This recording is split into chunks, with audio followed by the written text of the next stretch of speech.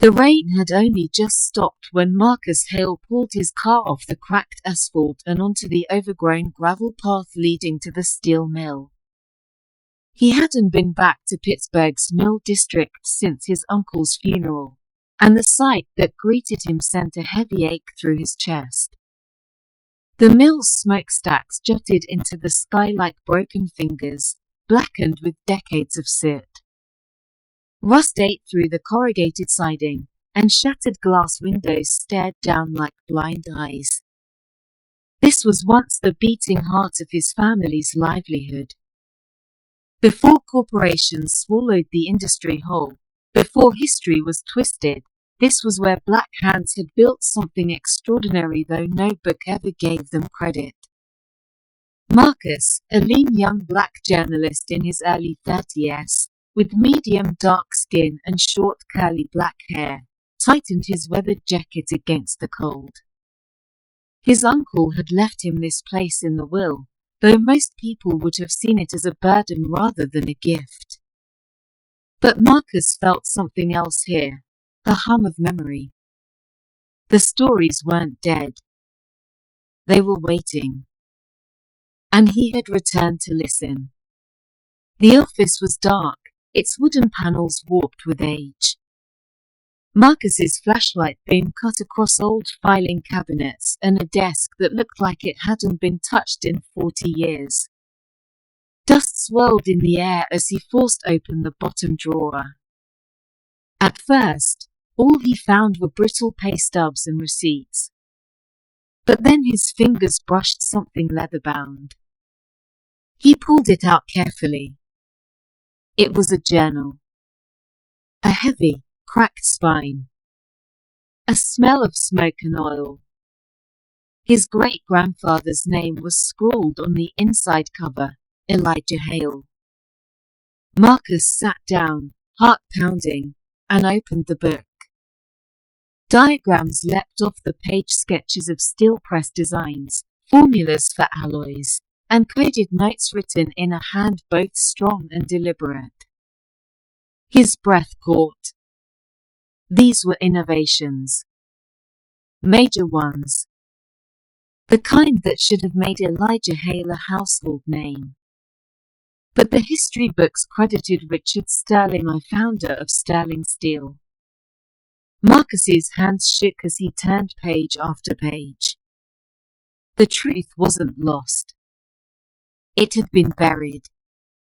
The next day, Marcus brought the journal to Aunt Naomi. She lived in a narrow brick row house lined with bookshelves and old family photographs. Naomi was a historian in her 60s, with silver braided hair, warm brown skin, and eyes sharp enough to slice lies in half. She turned the journal's pages slowly, reverently, her fingers tracing the diagrams. Elijah used codes, she whispered. He knew they'd come for his ideas. These notes, they're evidence of theft. Marcus leaned forward. You mean Sterling? Naomi's lips pressed into a hard line. Every black man who tried to patent steelwork back then had his claims stripped. Sterling became a titan by stealing from men like Elijah. But with this could bring down his entire legacy. Marcus exhaled, equal parts relief and fear. Truth had a cost. And the Sterling family still controlled the industry. For the next week, Marcus spent every waking hour digging. He combed through archives, comparing Elijah Hale's coded notes with Sterling's patented designs. The overlaps were undeniable. At night, he couldn't sleep. He dreamed of molten steel pouring into molds, of Elijah's strong hands shaping something revolutionary, only for another man to stamp his name on it. Naomi pushed him to document everything. Truth is only as strong as the evidence you preserve, she told him. By the time Marcus finished his first report, his phone buzzed with a message from a blocked number. Stop digging. Mr. Hale. The Sterling Tower stood like a silver blade piercing the sky. Inside, Marcus sat across from Richard Sterling III, a tall, sharp-featured white man in his late 40s with slicked-back blonde hair and a custom grey suit. Sterling's smile didn't reach his eyes. "Mr. Hale, you're wasting your time with ghost stories. My family built this city. Don't embarrass yourself chasing fantasies." Marcus held his gaze, unflinching. "Your empire was built on stolen ideas. I have the proof." For the first time, Sterling's smirk faltered. The anonymous threats didn't stop Marcus. If anything, they sharpened his resolve. At midnight, he returned to the mill with Naomi's warnings echoing in his mind. "They'll protect the lie with violence." The mill was darker than memory. His flashlight beam cut through shadows, revealing scorched walls and chains dangling like skeletal remains. He pushed deeper until he reached the old foundry floor.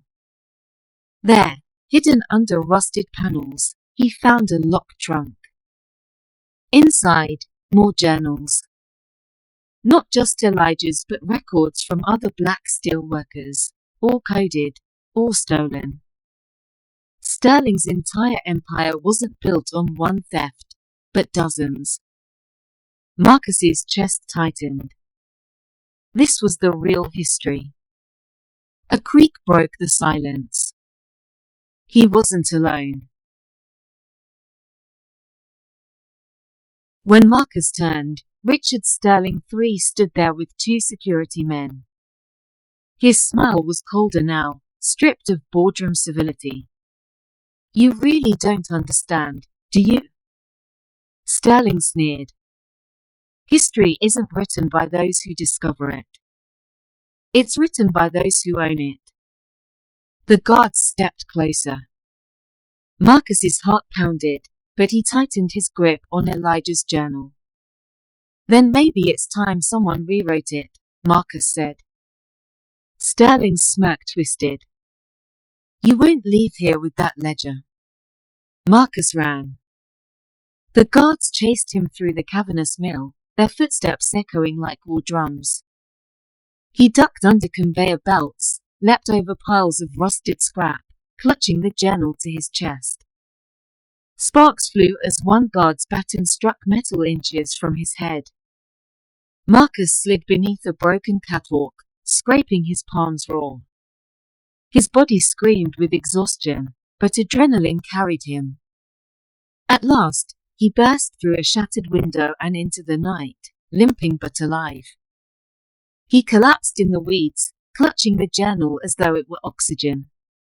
Back at Naomi's, Marcus spread the ledgers across the table. Together, they deciphered the codes, cross-referenced dates, and tied each design to patents filed under the Sterling name. Naomi's voice trembled with fury and awe. "This isn't just theft, Marcus. This is the erasure of an entire generation's genius." They knew it wasn't enough to publish quietly. The evidence needed to be undeniable, witnessed. So Marcus made a call. He arranged a symposium at the Carnegie History Museum. Academics, journalists, and community leaders would all be there. And so would the Sterlings. The grand hall was filled. Cameras lined the back rows. Sterling sat in the front, his jaw tight, his expensive suit crisp. Marcus walked to the podium. His hands shook, but his voice was steady. He projected images of Elijah's journals on the screen, laying out the codes, the stolen patents, the undeniable trail of theft. Gasps rippled through the room. Naomi joined him, explaining how systemic racism had silenced inventors, how Sterling's family had rewritten industrial history. Finally, Marcus turned directly to Sterling. "Your empire wasn't built by vision. It was built by lies and the blood and brilliance of men like Elijah Hale. Sterling's face blanched. Sterling tried to speak, to protest, but journalists swarmed him, microphones in his face. Every word he sputtered sounded weaker than the last. Within days, headlines exploded. Sterling legacy exposed as stolen history. Shareholders pulled out. Universities stripped his family name from buildings. Marcus stood outside Sterling Tower as workers removed the gleaming letters from its facade. For the first time, the city skyline felt different lighter. But Marcus knew this wasn't the end. It was a beginning. Weeks later, the mill reopened not as a factory, but as a museum and cultural archive. Marcus and Naomi curated the journals, the stories of black steelworkers whose brilliance had been buried for a century. Schoolchildren walked through exhibits, eyes wide with wonder. Elders wept quietly, seeing their ancestors honored at last. Standing in the foundry where it all began, Marcus felt Elijah's presence. For the first time, the silence of the mill was broken not by machines, but by voices reclaiming what was theirs. Image prompt 12. A hopeful final shot. Marcus Hale and Aunt Naomi stand together in the restored steel mill, now a museum. Display cases show Elijah's journals under protective glass. Children and families walk through the exhibits, bathed in golden light. Marcus smiles faintly, eyes filled with peace and purpose.